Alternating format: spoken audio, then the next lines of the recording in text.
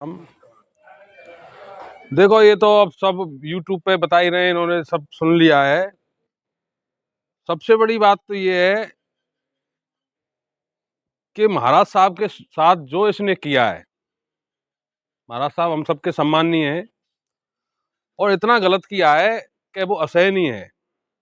बहुत से लोग कहते हैं परिवार का मामला है, तो अभी एक यहाँ श्रोता बता रहे थे, ठीक है परिवार का मामला है, पर ये राज परिवार बहुत बड़ा परिवार है और इसकी जो कुरीतियां और नीतियां हैं ना, वो सारे समाज में जाती हैं और हमारे जिले में ही नहीं, पूरे जाट समाज में जाती हैं, पूरे हिंदुस्तान में जाती हैं।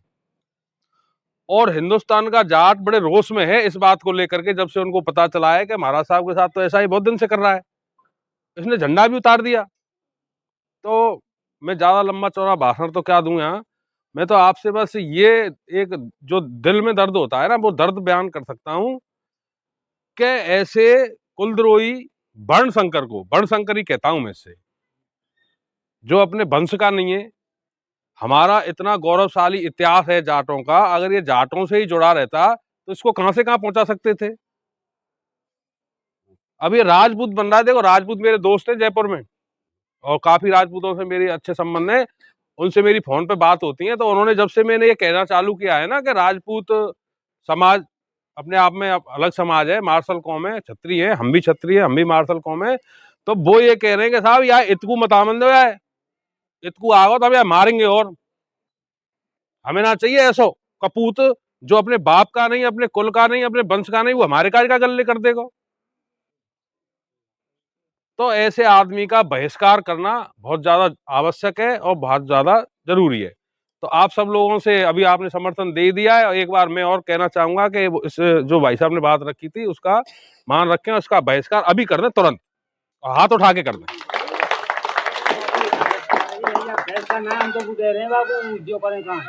और रही झंडे की बात, तो ये झंडा देखो, मोती महल हमारी पूरे सर्व समाज की 3600 कौम की ये आखिरी निशानी बची है। और ये क्या चाहते हैं माँ बेटा दोनों कि महाराज साहब को कल को कुछ हो जाए तो इसको गुड़ू मुड़ू करके बेच के 1500 करोड़ रुपए किसी कंपनी से लेकर के, और जहां इन्हें रहना है दुबई दिल्ली जहां, ये वहां से भाग जाएंगे। पर हमारा तो ये सर्वनाश कर जाएंगे, हमारी तो आखिरी निशानी है।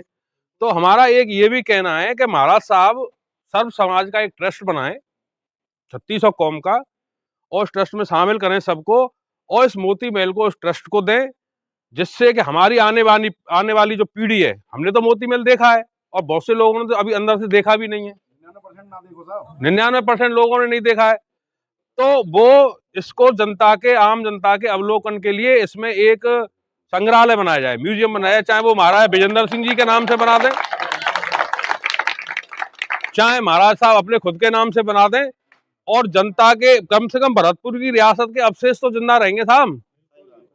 ये तो अवशेषों को ही खत्म करना चाहते हैं। कुंवर अरुण सिंह जी की इन्होंने समाधि तोड़ दी। कुंवर अरुण सिंह जी इसको 1 आध करोड़ रुपए नहीं, सैकड़ों करोड़ रुपए देके गए थे उनके बिल्स में, और उनमें बहुत बड़े बड़े शेयर थे, और इस पे अपने बाल नहीं दिए गए। 2 बाल नहीं दे सकता था क्या? और बाल दे वो तो बाहर चूल्हे में गए हो, मतलब वो समाधि ही एक छतरी बनवाई थी महाराज साहब ने वहां, वो छतरी तोड़ दी। ये भूखे मर रहे हैं का? मैं समाज से पूछता हूं कि भूखे मर रहे थे क्या? समाधि बेच बेच के ये खा रहे हैं। इन्होंने विरासत कालीन जो मोती महल में सामान था, उन्होंने पूरा सामान बेच दिया, जो हमारी विरासत थी, राजा महाराजाओं के उसमें पालने थे, पुराने जमाने की ड्रेसिंग टेबल थी, हाथी और उनके दांत थे, टाइगर हेड थे बड़े बड़े। मेरा एक फोटो है, मैं अभी फेसबुक उस पर डालूंगा एक आध दिन में, उसी ऑफिस का है जहां वो लगे हुए थे। तो ऐसी चीजें बेच बेच के तो इनका उद्देश्य यही तो हुआ ना, पहले तो सामान बेच लो। महाराज साहब की बाउंड्री तोड़ दी, लाइट की फिटिंग हटा दी, इनके बाथरूम वगैरह तोड़ दिए और इनके सर्वेंट क्वार्टर तोड़ दिए, तो ये तो इन रहेगा नहीं, ये तो चलेगा, चले जाएगा, वहां रही रहो है, और धीरे धीरे सामान्य बेच लें। और जैसे ही उनको इतनी प्रताड़नाएं दी जा रही हैं कि ये जल्दी से जल्दी कैसे महाराज साहब जो हमारी आन बान शान है वो मर जाएं, और ये मोती महल को बेच के यहाँ से चले जाएं।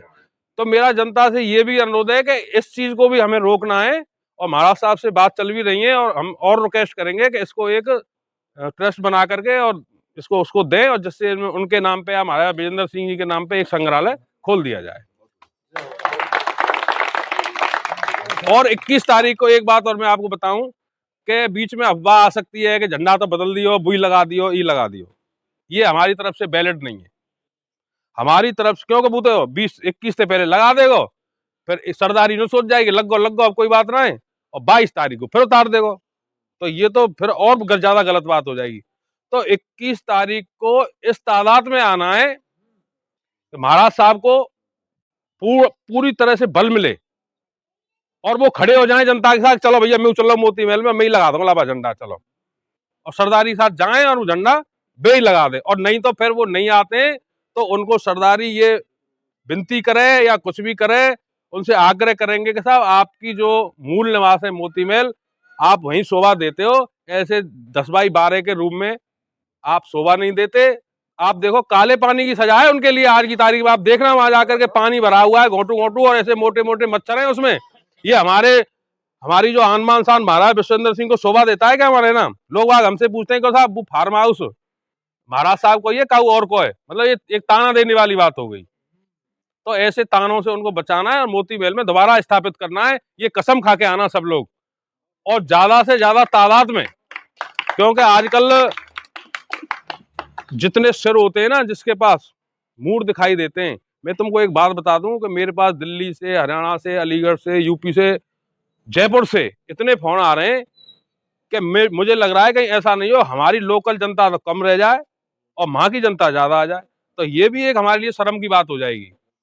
तो हमें अपनी ताकत उस जनता को भी दिखानी है कि भरतपुर के जाट अभी मरे नहीं है, अभी जिंदा है, भरतपुर की समाज अभी मरी नहीं है। 3600 कौम महाराज साहब के लिए कभी भी और कहीं भी किसी भी हालत में कुर्बान होने को तैयार है, और उनको अपनी संख्या बल दिखा करके जिससे महाराज साहब को भी बल मिले और अधिक से अधिक संख्या में पहुंचे, यही मेरी आपसे हाथ जोड़ के विनती है।